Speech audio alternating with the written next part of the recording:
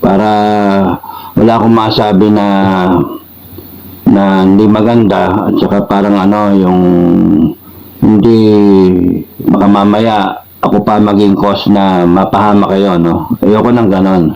Kung meron man mapahamak, ako na lang. Okay lang yun. Total, nakailang buhay na kami.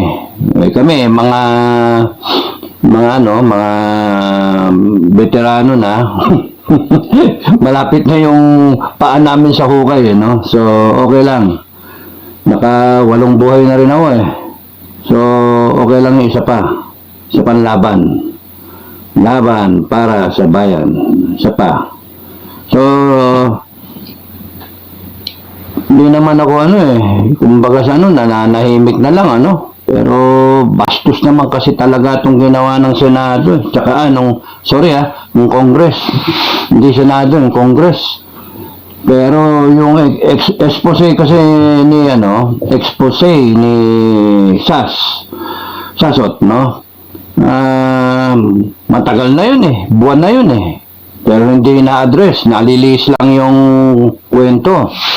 Kaya ang patong-patong yung kasalanan nitong mga mga politiko natin. Itong Congress, kung mag-aasta, kala mo talo pa nila yung presidente ng Pilipinas na 31 million yung boto, tapos itong mga congressman max na yan, mga 200 something, usually mga 100 hanggang minsan nga, 60 something lang 70, ganon. Kasi marami sila naglaban. Kung mag-aasta, kala mo kung sinong yayabang talaga. Yun lang sana tanggapin ninyo, congressman yung mayabang kayong masta, no? Kinabit yung title ng congressman. Tapos nun, may honorable pa kayo mga pinagsasabi. Ang hinihingi namin, ang hinihingi ng taong bayan, explica ninyo kung ano nangyari doon sa sobra. Isa yon. Ano nangyari doon sa sobra na 2.027 na kamo million, 2,027 million, thereabouts. Sobra doon sa 2.066 billion na nagastos nyo lang 39 million. Daming tanong, daming talagang to. Ilang paulit-ulit na, nakakainis. Wala kayong sagot, nakakainis kayo, dinededman ninyo. So, meron din kayong meron din kayong kalalagyan, meron din katapusan yung pananahimik ninyo.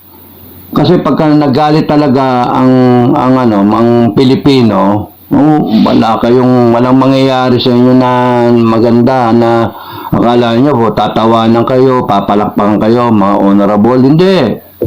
Tanggal kayo sa trabaho. Matatanggal kayo sa trabaho. Sinasabi ko na, matanggal kayo sa trabaho. Nangyayabang nyo. Pati ang SMNI, tinitira ninyo.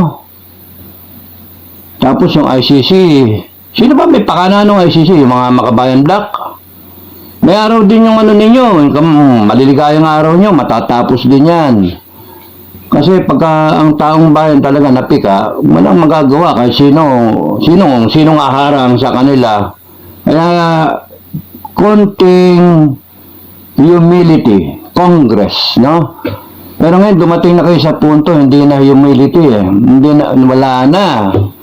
Nandun na kayo sa, you have to prove your worth. You have to prove na mga kayo, na karapat-dapat kayo sa posisyon ninyo. Baka masarap pa yung Congress Yun ang nakakatakot Pagka kumilos ang taong bayan at sinara kayo, ano gagawin nyo? Utusan nyo yung PNP tsaka Armed Forces? Talo nyo pa yung hindi naman kayo Commander-in-Chief. Kukumbinsin niyo yung Presidente, Mr. President, sinasalakay kami ng mga taong bayan dito. Yun yung mga mangyayari dyan, kapituko, kayo. Mga buhaya kasi. Hanggat hindi niya na-explica yung ninyo, yung paggastos ng pera at pagka-disburse ng pera, yung pag-liquidate ng pera, certification, walang resibo, yari kayo. Kaya ang advice ko, yung mga congressman, senator, kasi dami yung Senate pares naman kayo concurrent na resolution. Ang suggestion ko sa inyo, kung sino man dyan yung tingin niya, matino siya. Nagkakaroon ng credibility problem itong buong institusyon, Senate, Congress. Credibility problem talaga. Sinong maniniwala sa kanya kunyari meron kayong mga proposal, meron kayong mga project na para sa taong bayan, para sa korupsyon, para sa kung anong ek-ek na pinagsasabi ninyo, para magpapail kayo ng kaso sa korte para questionin yung budget. Sorry mga kinakaukulan. Nandun pa rin tayo doon sa credibility issue. Sabihin yung iamin yung konstitusyon. Wala nga kayong kredibilidad eh. Bakit pagkakatiwala kayo ng taong bayan na hindi kami nakatingin, nagtatrabaho yung mga tao, may kanya-kanya, busy kami, alter ego kayo, papalitan nyo yung konstitusyon, yung amendment, tapos sisingitan nyo. Maya-maya, andyan na. Tapos ang mga ibang Pilipino, kukuhanin ninyo sa ayuda, kukuhanin ninyo sa pera-pera, mararate pa yung Hindi na kailangan ng ratification. Paano? Kaya nga,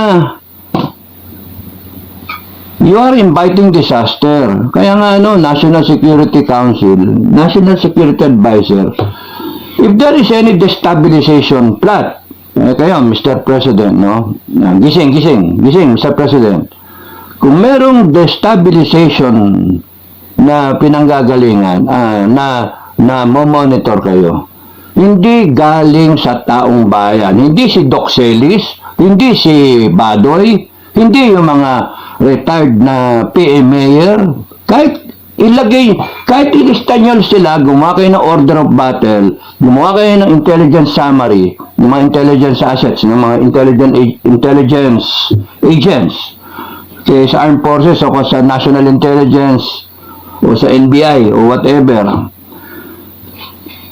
mapapalpak yung report niya. Ang source ng destabilization is yung Congress.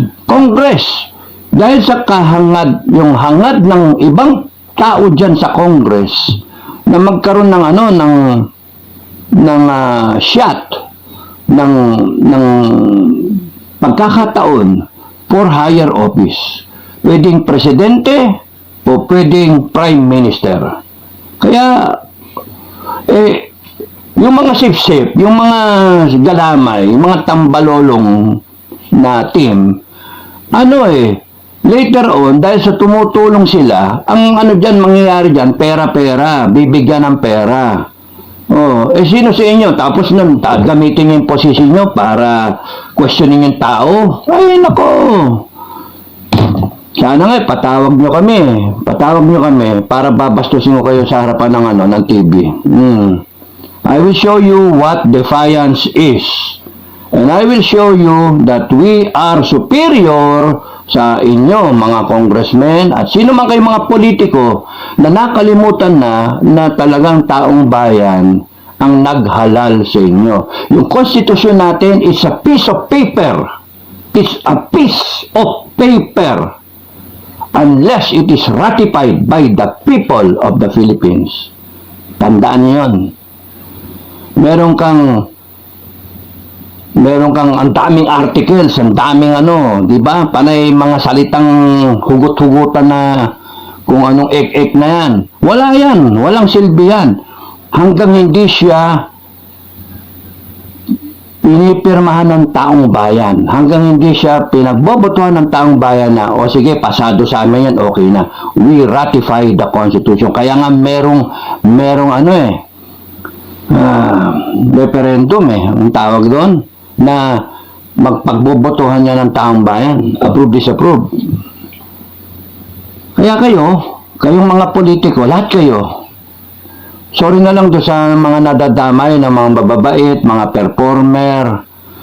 Sorry, pero panay ang daming politikong wala sa hulog Isipin niyo, mahalin niyo yung bansa natin, mahalin niyo yung mga tao para hindi tayo mauwi sa gulo. You're the ones destabilizing the country. Nananahimik ang mga tao. Kami, nananahimik ako, nananahimik yung mga general natin. Paano yung iba nga, may rayuman mahirap ng pumirma. Mahirap ng pumirma.